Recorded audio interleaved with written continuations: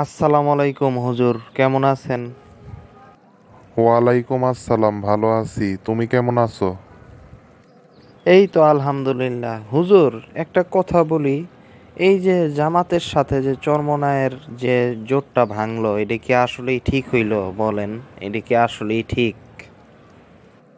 হ্যাঁ, একদম ঠিক হইছে। কারণ এই যে ওরা শরিয়া আইন করব না এটা বলছে, আর আমরা আমাদের আদর্শ বিকায় দেই নাই। তুমি জানো হয়তো আমি চরমনাই করি।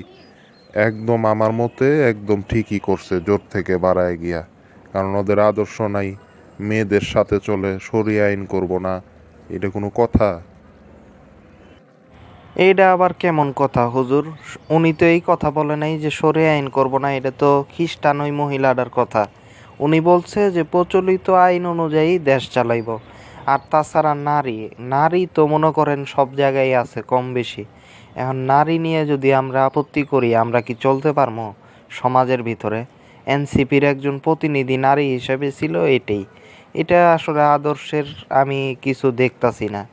বুঝছেন, এখানে আদর্শ বেশি না। আমি যতটুকু শুনছি আপনারা নাকি আসন বেশি চাইছেন বিভিন্ন জায়গায়। শোনেন, এই সমস্ত মুনাফিকি কথাবার্তা এগুলি বাদ দেন। এই সমস্ত কথা বাদ। মেন কথা, ওরা মুনাফিক। এই মুনাফিকদের সাথে আমরা নাই, বুঝছেন?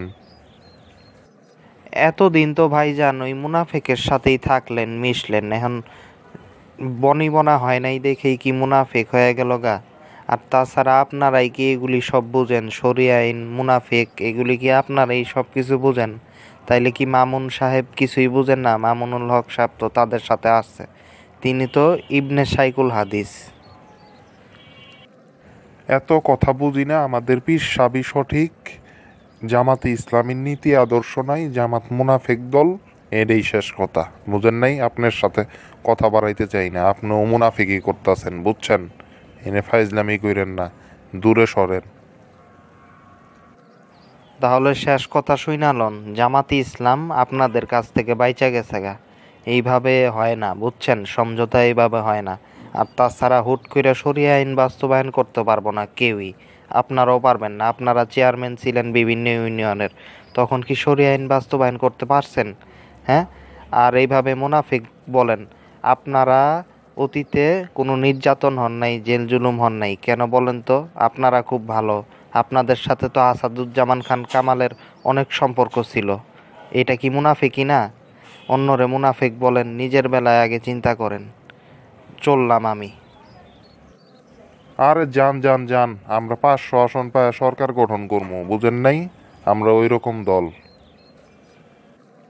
ওই তো আপনারা জাহাজের টিকিট বিক্রি করেন না, ওই জাহাজের মেয়েদে হাজার হাজার আসন আছে, ওই নে বৈশা জাহাজের মেয়েদে সরকার গঠন কইরা আপনারা সরকার চালাইবেন।